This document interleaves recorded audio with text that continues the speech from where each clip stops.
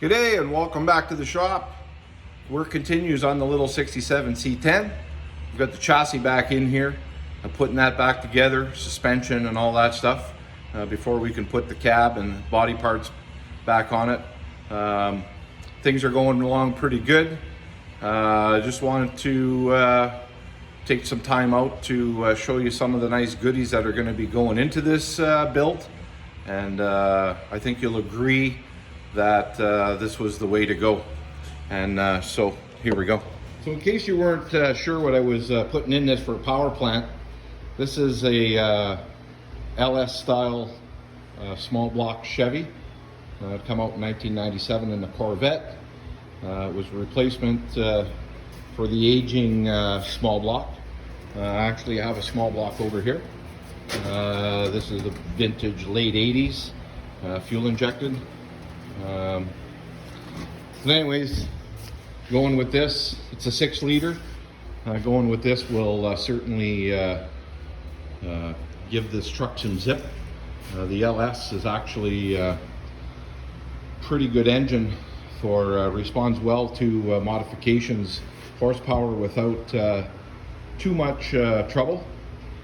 One thing I've had to look at is the oil pan in these things, because it's a truck engine. It's out of a 2004 Silverado. The pan is pretty deep in these.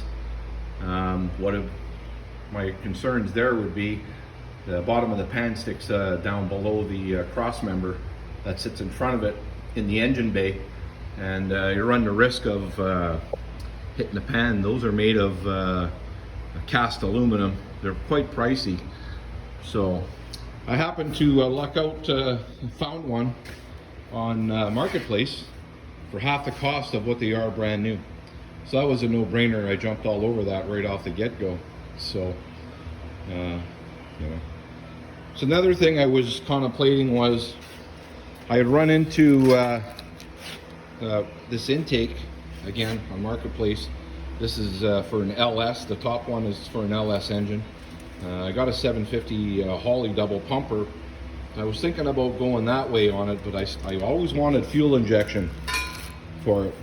And that's when I lucked out and I come across this here. Again on Marketplace. And you know, for about a third of the cost of what it would cost me to get this brand new shipped from Summit in the States. So what it is like it says, it's Phytech fuel injection, and it's the ultimate LS induction system. This is the 750 horsepower version.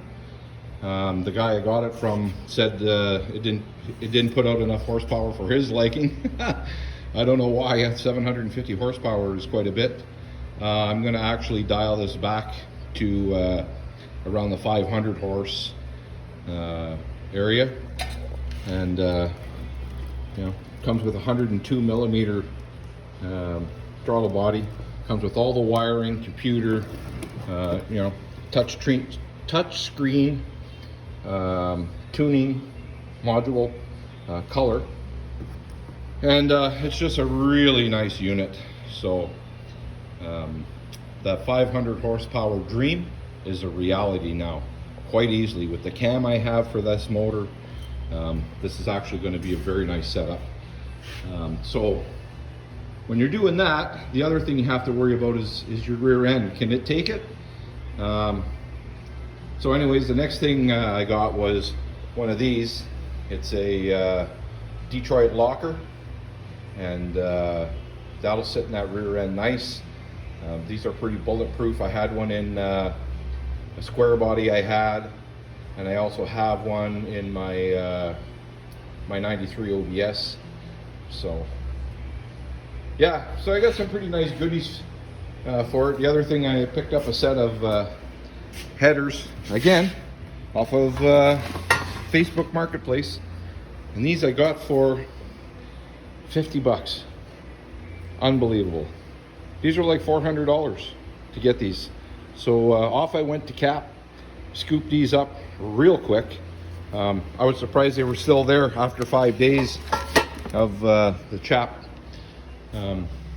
putting it up.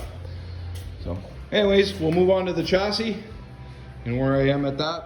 and we'll show you what I've been doing there. Well, doing more work on the chassis, and just taking my time, powder coating stuff and putting it together, but it's coming along.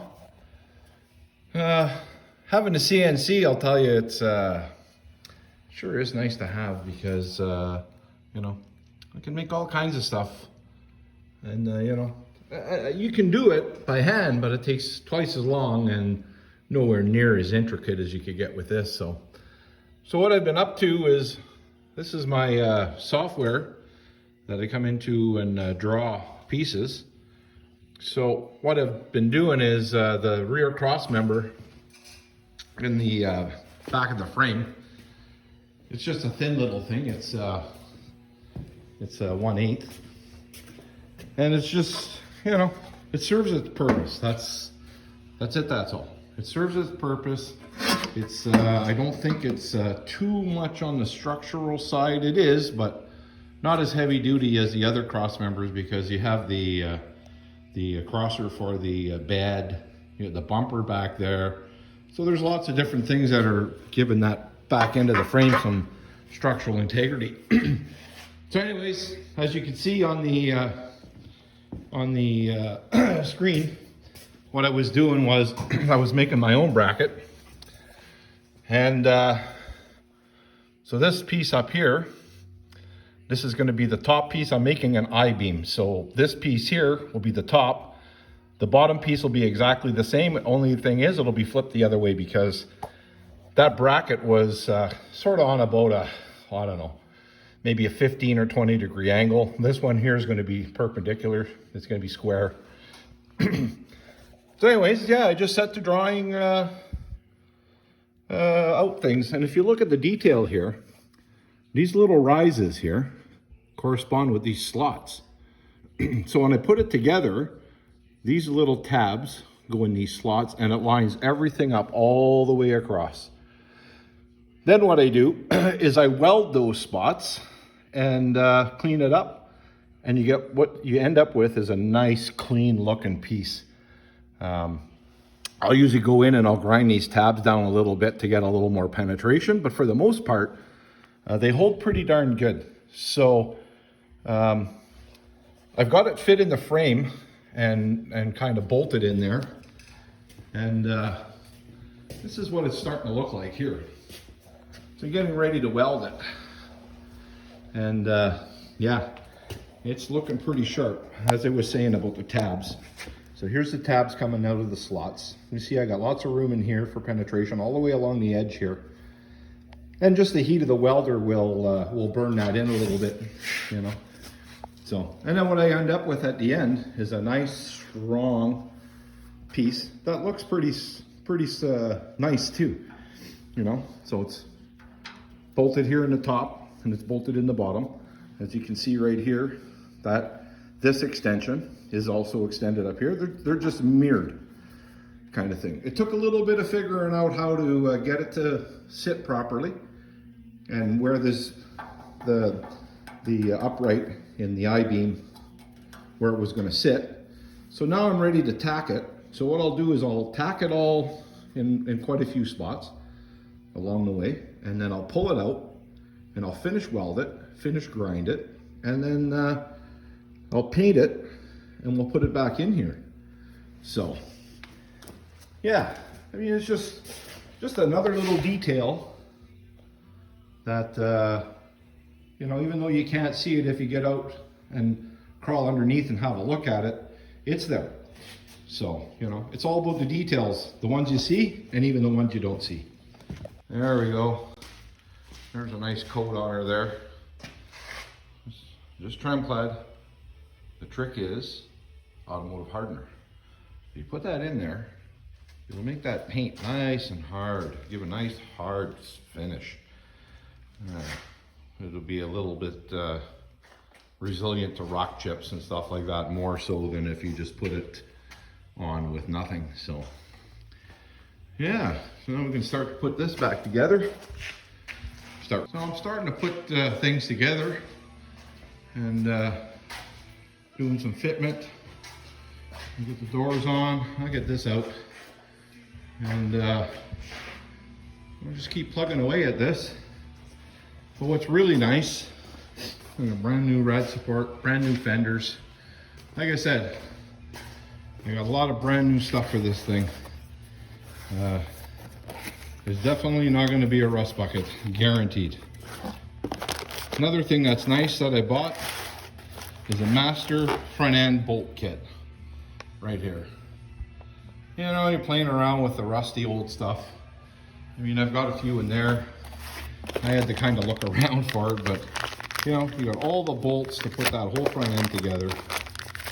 So I might as well dig into it and use it, and you know, that way there will be less chance of stripping the captured nuts and stuff like that are in this, because that wouldn't be nice.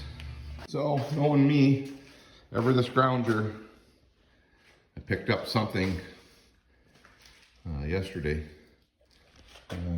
Scrolling on Kijiji, an original console. How freaking nice is that? Mint condition. Mint, mint, mint. Look at that. Oh yeah. I had a console from a 1990 I was going to use in this, but when I came across that, I thought, Jesus, you know, that's the way to go. Is a nice new console. That's exactly where it'll go. It'll be sharp once it's in there. Well, I hope you enjoyed this episode of the little C10 Restoration. Keep watching. It's starting to look like something. Thanks for watching. Subscribe if you want to.